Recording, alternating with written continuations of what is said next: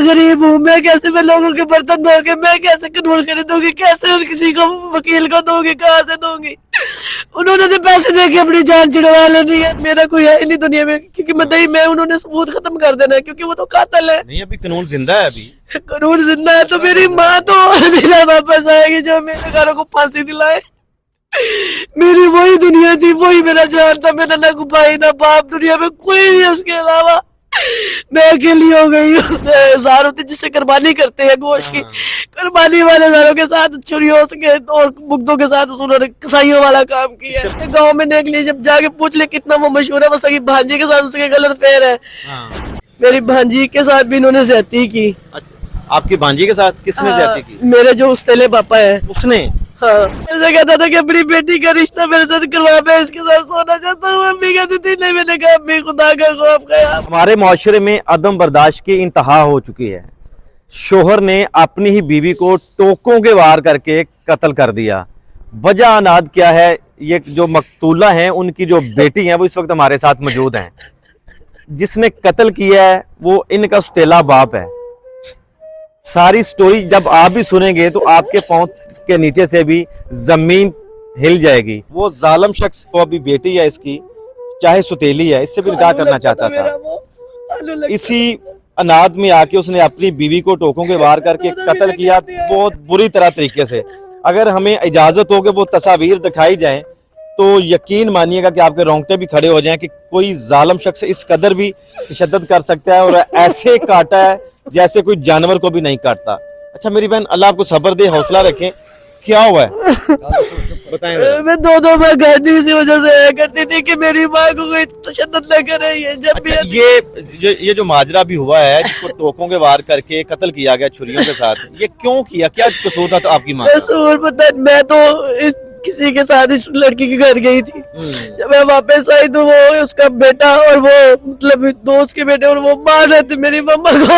आज उन्होंने मेरे पहुंचने से पहले उन्होंने आपका सुतेला भाई जो सुतेला वालिद है, आपकी वालदा को मारे तशद्दुद मारे थे। उन्होंने मार के बाहर फेंक के, जब मेरे से उन्होंने देखा वो भाग गए मेरे पहुंचते हुए। जब मैं पहुंची तब हल्की हल्की सांसें थी मम्मा की। हौसला करें मेरी बहन, हौसला करें। हॉस्पिटल लाने तक हौसला रखें, कोई बात नहीं, वो भी नहीं बचेगा। उसने जिसने ये जुल्म किया है वो भी कानून की गिरफ्त में आएगा। कोई कुछ नहीं कर सकता। क्या नाम क्या उसका जिसने ये कत्ल किया? उनका नाम तो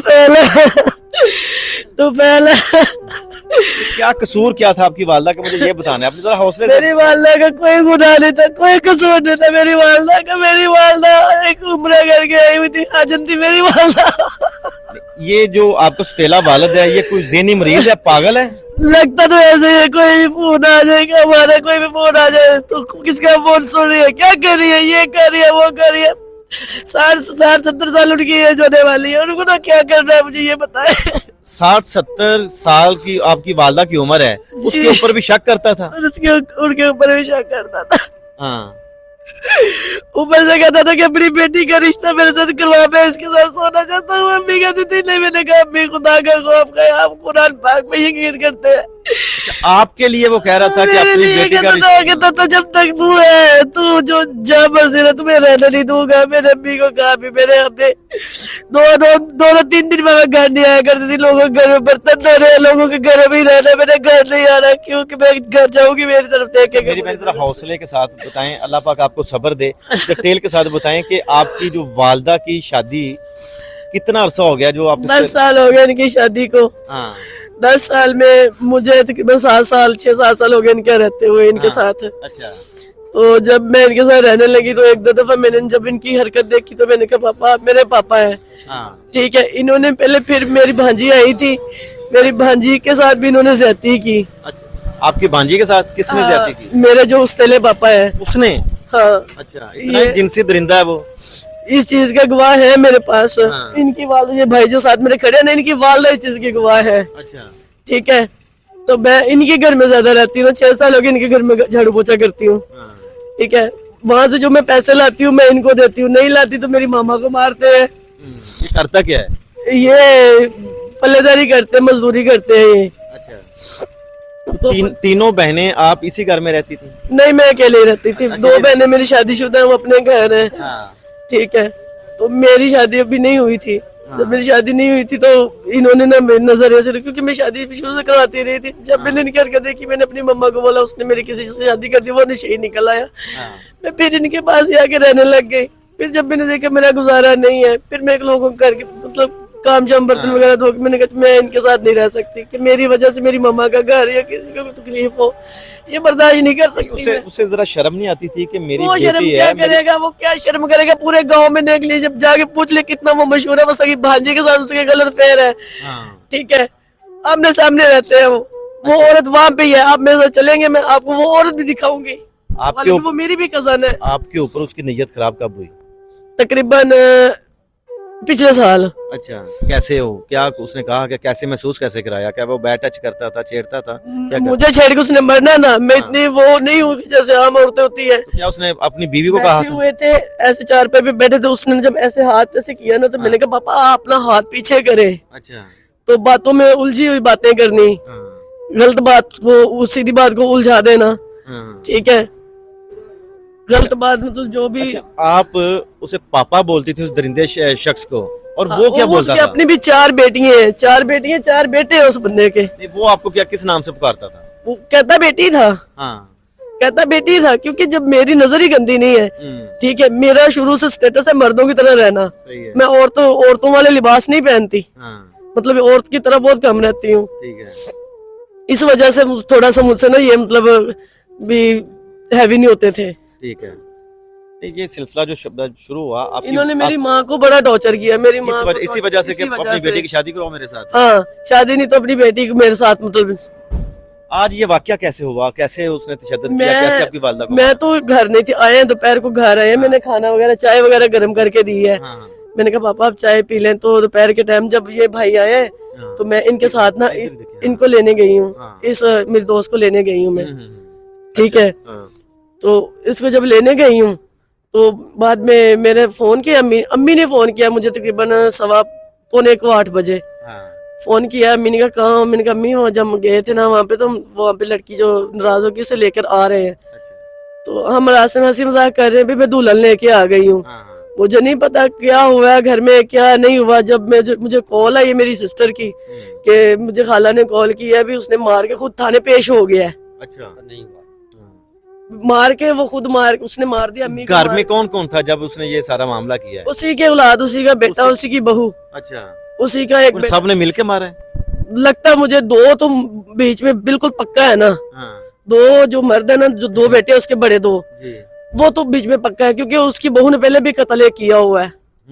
वो किसका कर दिया उसने? किसी का ऐसे चोरी डकैती भी, जैसे आप में खड़े हैं, किसी के पैसे छीन लिए, किसी से कुछ छीन लिया, तो किसी ने वो हैवी ने उसे गोली चला दी उसने। ठीक है, तकरीबन ये 2 साल हो गए इस बात को। उन्होंने पहले भी एक कत्ल मर्डर किया हुआ है उन्होंने। फिर मेरे जो ऑस्ट्रेलिया वालिद हैं, इन्होंने पहले ही अपनी अहलिया का भी पहले कत्ल कर चुके हैं। ये जो ऑस्ट्रेलिया वालिद पहले भी अपनी बीवी को मार चुके हैं? हाँ, पहली बीवी को मार चुके हैं। वो मेरी सगी खाला थी। तो फिर आपकी मामा को पता था, तो फिर निकाह क्यों किया इसके दरिंदे के साथ? आई डोंट नो, मैं नहीं जानती मामा ने क्यों इससे निकाह किया। मैं तो इनके साथ एक पूरा साल बात नहीं मैंने की थी इनके साथ। सही है। अभी आप बात जो कर रही थी कि वो जो मियाँ बीवी वाला अमल आपकी आंखों के सामने क्यों करते थे वो कमरे में? यही तो बेहयाई थी उनकी। कि भी मैं शोहर के बगैर रहती हूँ ना। अक्सर होता है औरतों को ये गंदी बीमारी होती है कि अगर देखेगी तो शायद ये मेरे मतलब ही हैंडल में हो जाएगी। अच्छा। पर नहीं, मैं लानत भेजती हूँ ऐसे लोगों पे, ऐसी औरतों पे, ऐसे मर्दों पे भी लानत भेजती हूँ। आपकी मामा मना नहीं करती थी कि तुम बेशर्म आदमी? ये देखा नहीं आपने मामा को कैसे उन्होंने मना करने का नतीजा मिल गया उनको? ये मना करने का नतीजा तो मिला है उनको बेचारी को। अभी आप क्या चाहते हैं, क्या होना चाहिए? मैं चाहती हूँ इनको फांसी होनी चाहिए कि दोबारा कोई जुर्म ना ऐसा कर। जब आपके मामा को कत्ल किया गया तो आप घर में मौजूद नहीं थी? मैं घर में मौजूद नहीं। कहाँ पे थी? कैसे इत्तला मिली आपको? मैं घर में जब वापस आ रही हूँ ना, तो मेरी सिस्टर ने फोन किया है। जब मैं जाके मैंने देखा है तो वो हालत वैसे ही वो मार के भाग रहे हैं वहां से। जब उन्होंने मुझे देखा उन्होंने वो तड़प रही थी, जब मैंने उन्हें जाके गले से लगाया वो तड़प रही थी और वो भाग रहे थे मेरे आगे, मुझे देख के वो भाग गए हैं। किस चीज के साथ मारा? उनका चेहरा मुर्दे भी के जो साथ, कुर्बानी वाले जो जार होते हैं जिससे कुर्बानी करते हैं गोश्त की, कुर्बानी वाले जारों के साथ छुरियों से और मुग्धों के साथ उन्होंने कसाईयों वाला काम किया। इससे पहले भी तशद्दुद करते रहते थे? तशद्दुद पहले से धमकियां देते थे, पिस्तौल की नजायज असला उनके पास बहुत है, ठीक है। लोगों को नजायज काम करते हैं? नजायज फरोश है और ऊपर से ये मुनशहद फरोश भी है। अच्छा, अभी मरियम नवाज साहब सुन रही हैं आपको, बता दें अगर मैं मरियम नवाज अगर मुझे सुन रही है तो मैं अपील ये करूंगी, खुदा के लिए मेरे हाथ जुड़े, मुझे इंसाफ चाहिए। मुझे मेरी माँ तो वापस नहीं मिले, लेकिन गुनहगारों को फांसी दिलाए। मेरी वही दुनिया थी, वही मेरा जान था। मेरा ना कोई भाई ना बाप, दुनिया में कोई नहीं है उसके अलावा। मैं अकेली हो गई हूँ। ये भी खुदा खौफी है जो मेरे साथ घूम रहे हैं बेचारे। बिल्कुल नाज़रीन, आपने मुकम्मल जो स्टोरी है इस बहन की ज़ुबानी आपने सुनी है कि ये सारा मामला कैसा है। क़यामत खुद पुकारेगी कि क़यामत क्यों ज़रूरी थी। यही वजह है कि जो उसकी बेटी है इसी के साथ वो अपना रिलेशन बनाना चाहता था, इसी के साथ निकाह भी करना चाहता था। यही जुर्म जो है इनकी वालदा का बन गया और उस जालिम और दरिंदा सिफ्त इंसान ने, जो इंसान कहलाने के भी लायक नहीं है, शायद जानवर भी, जो जानवर भी होते हैं उनको भी थोड़ा सा शर्म या शायद हो, मगर इस शख्स को बिल्कुल ना आई और उसने टोकों के वार करके और छुरियों के वार करके अपनी बीवी को कत्ल कर दिया और कत्ल करके वहां पे फेंक दिया गया। और इसकी जो वजह है ये लाकानूनियत है। किसी को पता है कि जब हमारा कुछ बनना ही नहीं है, जब जाएंगे वहां वकील को क्या सीधा जज करेंगे, तो तब ऐसे जो अमल हैं वो जो होते ही रहते हैं। और कत्ल करना ये एक आम सी बात बन चुकी है हमारे माशरे में। बिल्कुल कोई डर नहीं है किसी का, कोई खौफ नहीं है किसी कानून का भी उस जालिम शख्स को। और मैंने पहले भी बताया था कि अगर वो तस्वीर मैं आप लोगों के साथ शेयर कर दूं तो आप हिल जाएंगे। और बिल्कुल ऐसे छुरियों के वार करके और टोकों के वार करके उसके पीस किए हुए हैं अपनी बीवी के, जो इनकी हकीकी वालदा है। तो अभी मुझे भी मार देना, क्योंकि मैं मुद्दई, उन्होंने मुझे भी अच्छा, मार अभी देना। अपनी जान का भी खतरा है आपको? मुझे इसलिए खतरा है कि मेरा कोई है ही नहीं दुनिया में, क्योंकि मुद्दई मैं, उन्होंने सबूत खत्म कर देना है, क्योंकि वो तो कातिल है। नहीं, अभी कानून जिंदा है। अभी कानून जिंदा है तो मेरी माँ तो मेरा वापस आएगी, जो मेरे लिए रो रो के एक माँ तो आपकी चली गई है। मोहतरमा मरियम नवाज साहब भी कहती हैं कि मैं सबकी माँ हूँ। अगर वो माँ से माँ बन के दिखाए ना, फिर वो माँ बन के दिखाए, मैं मानूंगी वो माँ है। बोले जरा उनको कानून नाफिज करने वाले दारों के से कि वो आपको आपकी हिफाजत करें। मैं गरीब हूँ, मैं कैसे, मैं लोगों के बर्तन धोगे, मैं कैसे कानून खरीदूंगी, कैसे और किसी को वकील को दूंगी, कहाँ से दूंगी? उन्होंने तो पैसे दे के अपनी जान छुड़वा लेनी है, मैं कहाँ से इंसाफ लूंगी? ये हालात है हमारे पाकिस्तान के कि इस मेरी बहन को भी पता है कि वो पैसे दे के अपनी जान छुड़वा लेंगे, मगर मैं क्या कहाँ पे जाऊंगी? मेरे पास तो वकील करने के लिए भी पैसे नहीं है। वो तो वकीलों को भी खरीद सकता है। और अभी जो इन्होंने बात की है कि मुझे भी मेरी जान का खतरा है, मुझे भी तहफ़्फ़ुज़ दिलाया जाए, क्योंकि मैं मुद्दईया हूँ।